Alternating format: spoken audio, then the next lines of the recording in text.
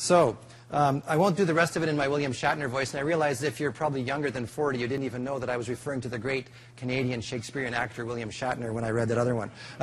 So now we're going to go to Austria, to our friends UVM Systems, and their story is an interesting one. What UVM does is they make municipality simulations for infrastructure proposals. So in other words, if we were going to, let's say, install a whole windmill farm on top of Grouse Mountain here in Vancouver, we could simulate what that would look like, get a very detailed 3D model of the city, and then you could go to a public library and figure out, when you're in your backyard, how does the landscape change when there's a bunch of windmills up on top of Grouse Mountain. And that's what they basically do. Now, the thing is, they go from place to do this. They get a contract for Reuter or for, name your Austrian place. Bregenz, is that the one that you said? So we're trying to come up with Austrian places. But anyway, they go to these different places, and for each place they go, they have to assemble the data very quickly. And it turns out FME is a very good tool for assembling the local data very quickly into their 3D optimized database. Once it's in their optimized database, then they can build their simulations.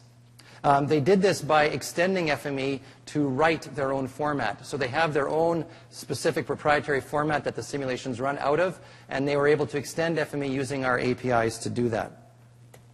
So because they're doing this all the time as part of their work, they are in the business of optimizing that. Now, the first time that they did this work, the first city they did, they had a lot of work to do. They had to create these workspaces and build these transformers and these workflows. But the beautiful thing is, after they put that investment in for the first one, the next city was very fast to do. So they're able to turn these simulations around very quickly after that. They also do QA while they're doing the data assembly. So they can make sure that the data that's going in is correct. They can make sure that there's nothing ridiculous like buildings that don't have roofs and these kind of things, especially with some of the new geometry validation. You're going to talk about that later today, Mark? Yes. So stay tuned for the end of the day. We'll talk about geometry validation. FME can do this.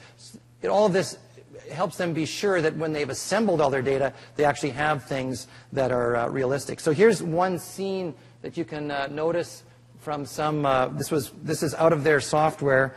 FME was used to assemble this data, and in the background you can see those windmills in the forest back there. And then the residents can decide how much or how little they like that.